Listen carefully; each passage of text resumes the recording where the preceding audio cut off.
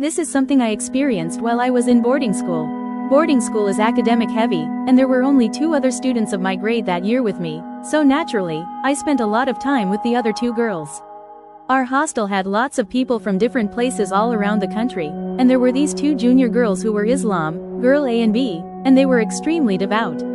Naturally, me and my 2 friends often talked to them about religion as we were young and curious, and they told us a lot about people casting black magic in their hometowns.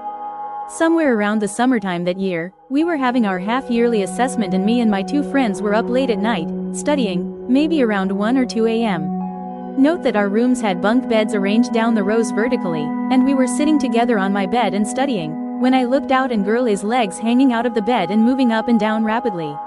I alerted my friends and we crept up to her bed, calling her name carefully.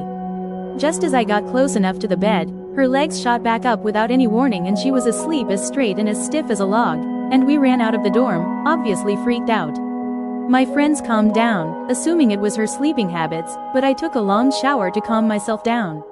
When I got out of the shower, it was sometime around 3:14 a.m., and there were these mirrors on our lockers in the dorm that I was looking into as I combed my hair while drying it off. Note that the distance between these lockers to girl A's bed is a good 6 meters away for the next part. I looked in the mirror, there's nothing unusual, my friends are sitting with their backs turned to me, studying, and I turn around to set the comb down. There's still nothing in my line of sight, and I'm completely isolated in the center of the beds and mirrors. But when I turn around again, girl A is standing right behind me in the mirror and I scream as I dive into one of the beds. There is no way she was crossing those 6 meters within a flash of a second.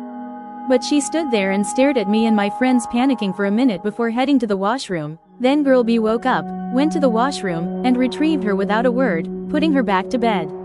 I assumed I was probably seeing things and moved past the incident, but what happened a few nights later will never escape me. I still feel chills down my spine thinking about it.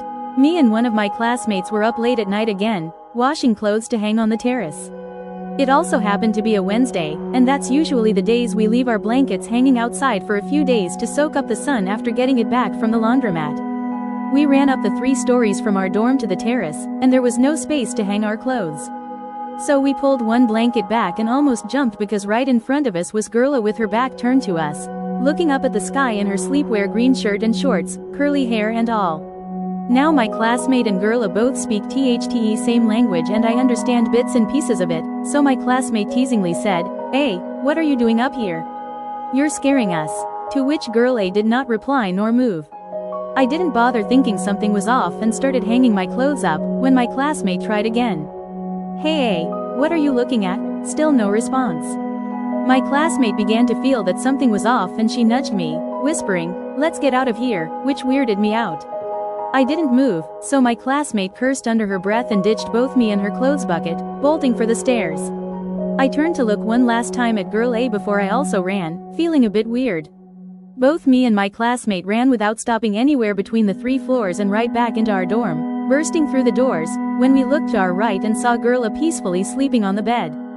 Both of us looked at each other before running up to the common room and told Girl B what we saw, and the 3 of us went upstairs, and consequently, nothing was there. My classmate asked me if I noticed the feet, and I shook my head. She said that Girl A's feet were inverted. Thank God I didn't look past her knees or I wouldn't recover from it. A few months later, we found out that Girl A was actually cursed by someone back in her hometown, which was unsurprising, considering everything that happened, and they managed to go back home and free her from the curse, and since then, nothing ever happened again. In fact, we became very good friends, and to this day, she still has no idea about the sleepwalking incident and insists that we're lying and making it sound more dramatic. But I'm convinced that ghosts exist after this incident. The green shirt, curly hair, and light pants will always haunt me.